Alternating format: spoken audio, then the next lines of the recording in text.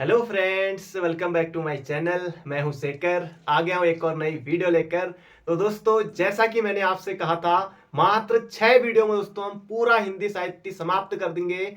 आज दोस्तों हमारी ये हिंदी साहित्य की 5वीं क्लास है। इसके बाद दोस्तों मात्र एक क्लास बची है, वो बहुत जल्दी दोस्तों हम उसे पूरा कर लेंगे। आज दोस्तों हम देखेंगे सूरदास, तुलसीदास, मीराबाई, कबीरदास, इनके बारे में दोस्तों हम देखने वाले हैं।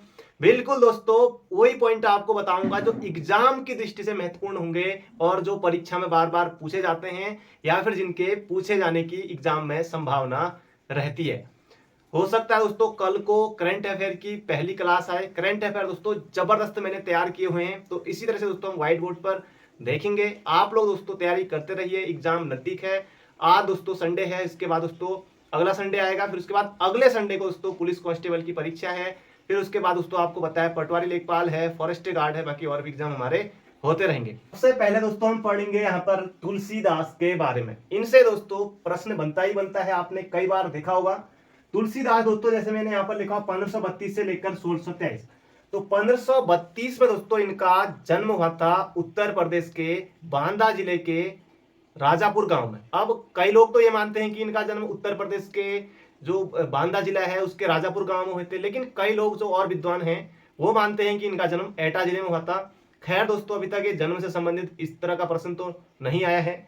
इनका दोस्तों जो पिता का नाम था वो था दोस्तों आत्माराम दुबे था। इनका दोस्तों पिता का नाम था आत्माराम दुबे, ये भी आप याद रख सकते हैं, गोस्वामी तुलसीदास का। और माता का नाम था दोस्तों हुलसी देवी, ये भी आप याद रख सकते हैं। खैर एग्जाम में तो नहीं आएगा, लेकिन फिर भी आपको पता होना चाहिए। माता का नाम दोस्तों इनकी हुलसी देवी, तो ये आपको याद रखना है। सबसे पहले दोस्तों इनके उपनाम जान लेते हैं, जो कि दोस्तों सीधे सीधे परीक्षा में पूछा जाता है और बिल्कुल एग्जाम में आता है। जैसे दोस्तों मानस का हंस किसे कहा जाता है, बहुत ज्यादा महत्वपूर्ण है मानस का हंस। सबसे पहले दोस्तों यहाँ पर लिखा हुआ है कवि शिरोमणि, हिंदी का जाति कवि इनको कहा जाता है गोस्वामी तुलसीदास को। लोक नायक इन्हें कहा जाता है। राम बोला दोस्तों इनका उपनाम है तुलसीदास का। और समन्वय के कवि इनको कहा जाता है।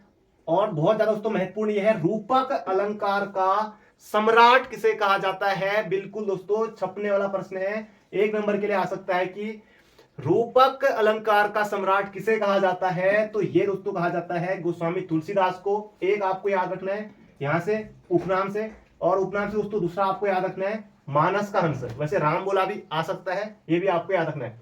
ज्यादा दोस्तों महत्वपूर्ण यही है, वैसे हो सके तो सभी आपको याद रखने हैं, पर जो ज्यादा महत्वपूर्ण है एग्जाम की दृष्टि से, एक तो रूपक अलंकार का सम्राट किसे कहा जाता है, मानस का हंस और राम बोला। अब दोस्तों इनके गुरु एग्जाम में दोस्तों सीधे सीधे बनता है। अभी दोस्तों हम कबीरदास जी को ही पढ़ेंगे, उनके गुरु यहाँ पर मैंने लिखा हुआ है, तो उनसे दोस्तों प्रश्न बनता है। तो सबसे पहले दोस्तों गोस्वामी तुलसीदास के गुरु का नाम है नरहरिदास। सीधे सीधे दोस्तों प्रश्न बनता है, एलटी प्रवक्ता समेत सभी परीक्षाओं के लिए महत्वपूर्ण है। गोस्वामी तुलसीदास के दोस्तों गुरु का नाम है नरहरिदास, ये आपको याद रखना है। इनकी दोस्तों जो महत्वपूर्ण रचनाएं हैं वो अब हम यहाँ पर देख लेते हैं। इनसे दोस्तों प्रश्न बनता है। प्रश्न दोस्तों कई बार बनता है कि जैसे रामचरितमानस किसकी है, विनय पत्रिका, इस तरह से, या फिर कौन सी रचना गोस्वामी तुलसीदास की नहीं है, इस तरह से दोस्तों प्रश्न आता है। तो सबसे पहले दोस्तों रामचरितमानस बहुत ज्यादा महत्वपूर्ण है और आप सभी को भली भांति याद भी है। अवधि में है दोस्तों, बांसवाड़ी अवधि में यह है जो रामचरितमानस है, ये आपको याद रखना है। रामचरितमानस तो वर्तन में भी आ सकता है, तो इसी तरह से आपको लिखना है। अवधि में दोस्तों लिखी गई है। रामचरितमानस दोस्तों सदाबहार प्रश्न है, सीधे सीधे प्रश्न आता है। इसके अलावा दोस्तों कवितावली, ये दोस्तों किस भाषा में, ब्रिज भाषा में है।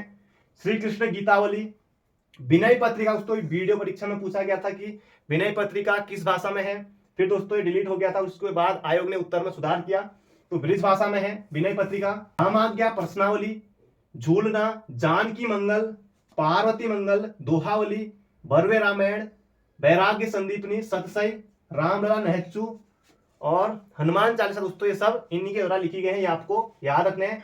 इनके दोस्तों जो रचनाएं हैं वो बिल्कुल याद रखने आसान से। रामचरितमानस आपको याद ही है, विनय पत्रिका, कवितावली, ये दोस्तों अक्सर आते हैं। बाकी इसके अलावा गीतावली, जानकी मंगल दोस्तों, जैसे भगवान हनुमान राम के बारे में दोस्तों इन्होंने लिखा है, तो ये आप आसानी से टिक कर सकते हैं। इस तरह का दोहावली बिल्कुल आसान है। पार्वती मंगल, रामलला नहच्चू, बरवे रामायण, वैराग्य संदीपनी, इनसे दोस्तों प्रश्न अक्सर आता है। तो ज्यादा दोस्तों जो महत्वपूर्ण है रामचरितमानस, विनय पत्रिका और कवितावली, बाकी आपको थोड़ा थोड़ा सभी याद कर लेनी है। अब दोस्तों आगे बढ़ते हैं। यहाँ पर दोस्तों इनकी मृत्यु अगर आ सकता है कि तुलसीदास की मृत्यु कहाँ हुई थी दोस्तों, इनकी मृत्यु हुई थी काशी में। अकबर के दोस्तों समकालीन थे। ये प्रश्न भी आता है कि गोस्वामी तुलसीदास किसके समकालीन थे, तो अकबर और जहांगीर के दोस्तों समकालीन थे, अकबर के भी और जहांगीर के भी। तो ये भी आपको याद रख लेना, अकबर और जहांगीर के समकालीन थे गोस्वामी तुलसीदास। प्रश्न इस तरह से भी बन सकता है। अब दोस्तों आगे बढ़ते हैं। अब यहाँ पर हम पढ़ लेते हैं कबीर दास के बारे में। कबीर के बारे में दोस्तों बहुत ज्यादा महत्वपूर्ण है, क्या क्या प्रश्न बनते हैं वो सभी दोस्तों मैंने यहाँ पर लिखा हुआ है। सबसे पहले दोस्तों जान लेते हैं कि इनका जन्म कब हुआ था। इनका जन्म दोस्तों होता है 1398 में वाराणसी के पास दोस्तों एक जगह पड़ती है लहरतारा, दोस्तों इनका जन्म हुआ था। वैसे दोस्तों इतना ही याद रखिए कि कहाँ जन्म हुआ था, वाराणसी में आ सकता है। मृत्यु दोस्तों जो इनकी दी हुई है वो दोस्तों दी हुई है 1518 में, बाकी कई जगह अलग अलग मिलता है, खैर इतना आएगा नहीं, लेकिन 1398 में इनका जन्म हुआ था वाराणसी में। ये प्रश्न बन सकता है, तो ये आपको याद रखना है। कबीर दास जी का दोस्तों लालन पालन नीमा व नीरू ने किया था, नीमा व नीरू ने। इनकी दोस्तों पत्नी का नाम लोई था, पत्नी का नाम दोस्तों लोई था, और पुत्र का नाम दोस्तों कमाल था। हालांकि एग्जाम में आएगा नहीं, फिर भी आपको याद रख लेना है।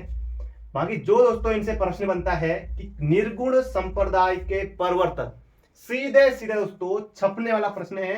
कबीर दास को दोस्तों कहा जाता है निर्गुण संप्रदाय के प्रवर्तक, तो ये आपको सीधे सीधे याद रखना है। कबीर दास दोस्तों किस संप्रदाय से संबंधित थे, तो निर्गुण, तो निर्गुण भक्ति धारा से संबंधित थे कबीर दास, तो ये आपको याद रखना है। अब दोस्तों प्रश्न ये बनता है कि कबीर दास की भाषा को सदुक्कड़ी किसने कहा, इसके अलावा पंचमेल खिचड़ी किसने कहा। दोस्तों शॉर्ट मैंने पॉइंट यहाँ पर लिखे हुए हैं। हजारी प्रसाद द्विवेदी ने दोस्तों कबीर दास को वाणी का डिक्टेटर कहा था। एलटी प्रवक्ता सहित सभी परीक्षाओं के लिए महत्वपूर्ण है। सीधे सीधे प्रश्न आता है, हजारी प्रसाद द्विवेदी ने कबीर को वाणी का डिक्टेटर कहा था, यह आपको याद रखना है। और आचार्य रामचंद्र शुक्ल ने कबीर दास की भाषा को दोस्तों क्या कहा था, सदुक्कड़ी कहा था, ये आपको याद रखना है, बहुत ज्यादा महत्वपूर्ण है। सीधे सीधे प्रश्न एग्जाम में दिखाई देगा।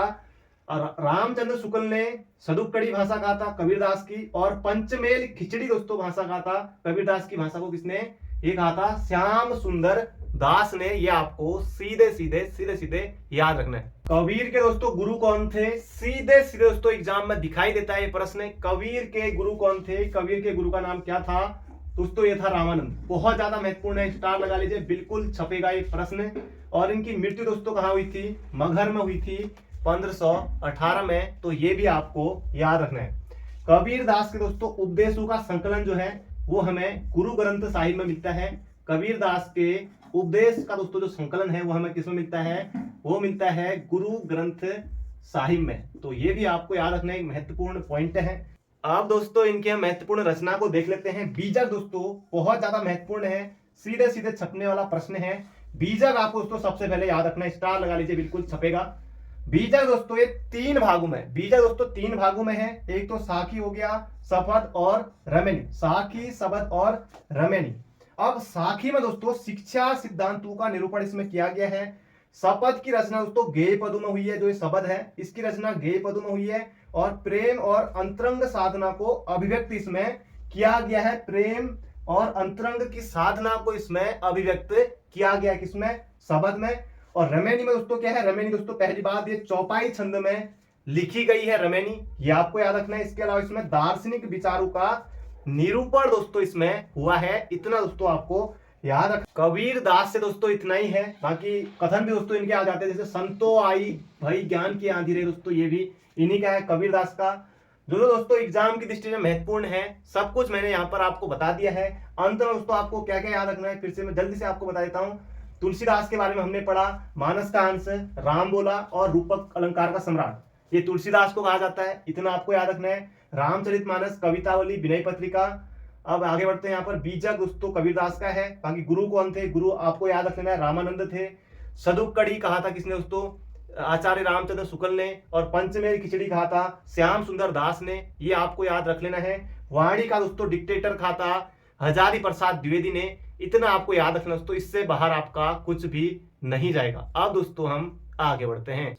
सूरदास, मीराबाई और रसखान, इनसे दोस्तों जो प्रश्न बनते हैं सभी दोस्तों मैंने यहाँ पर लिखा हुआ, सबसे पहले सूरदास, इसके बाद दोस्तों मीराबाई और रसखान।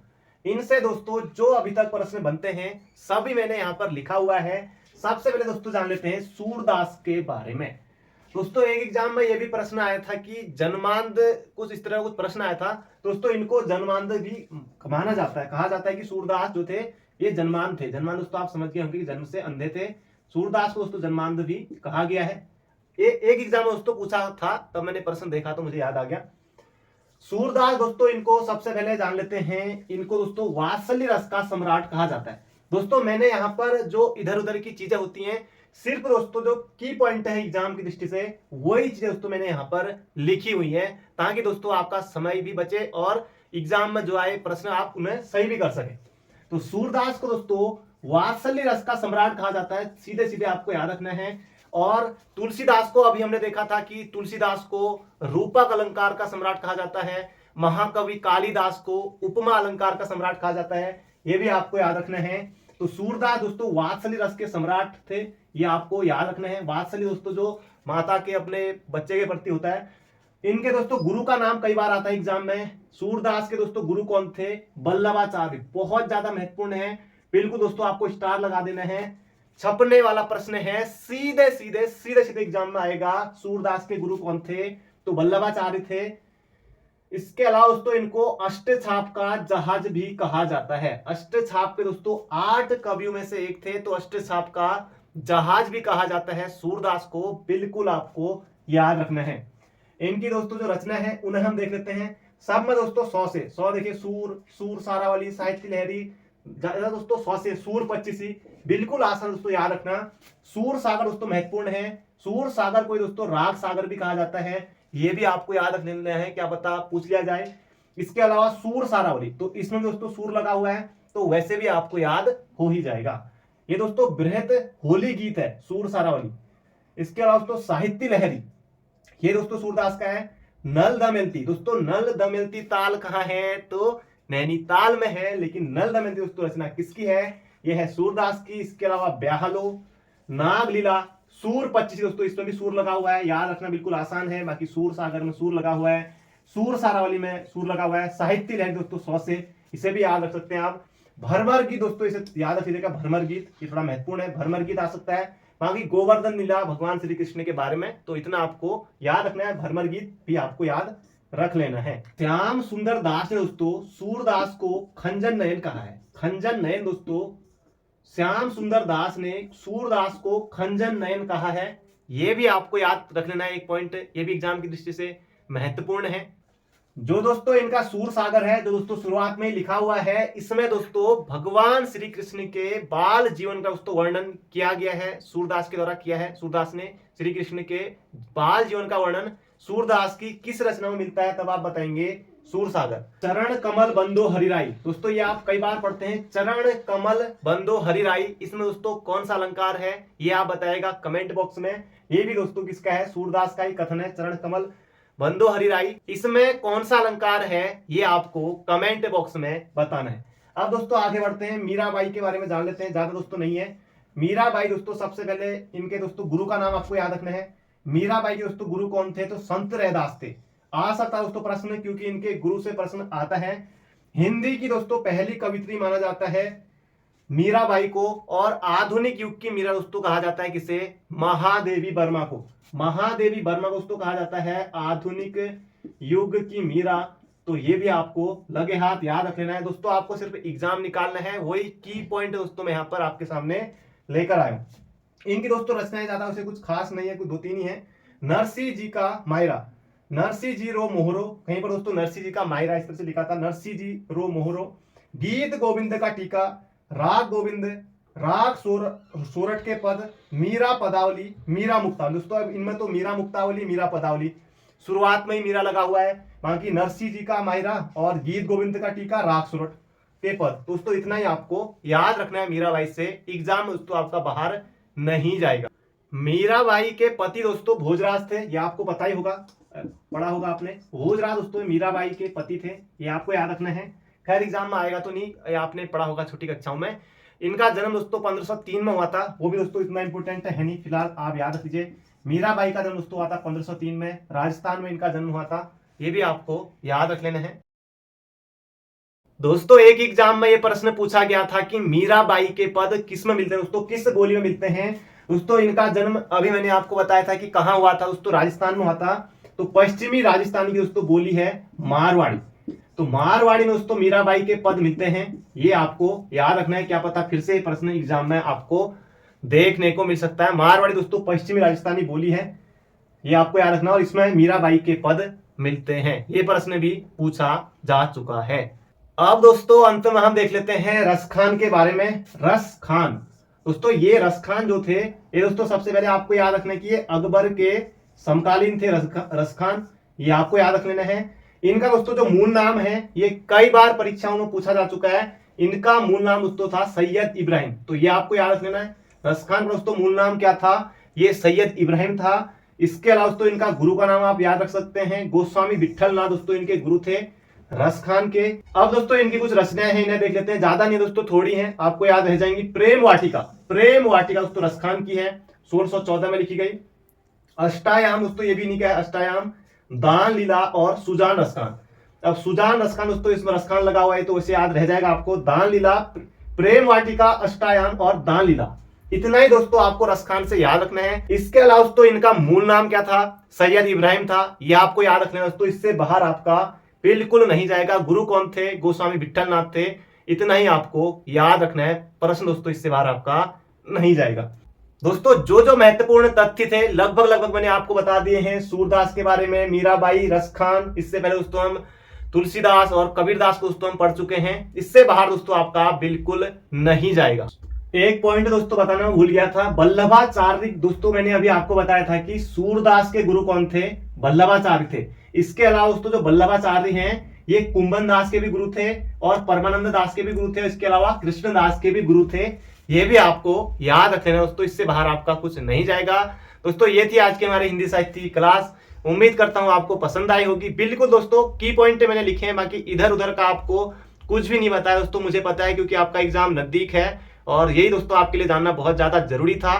तो मिलते हैं बहुत जल्दी एक नई वीडियो में। Thank you friend, thank you so much. अपना ध्यान रखिए, स्वस्थ रहिए, मस्त रहिए, हंसते रहिए, मुस्कुराते रहिए। मिलते हैं बहुत जल्दी एक नई वीडियो में।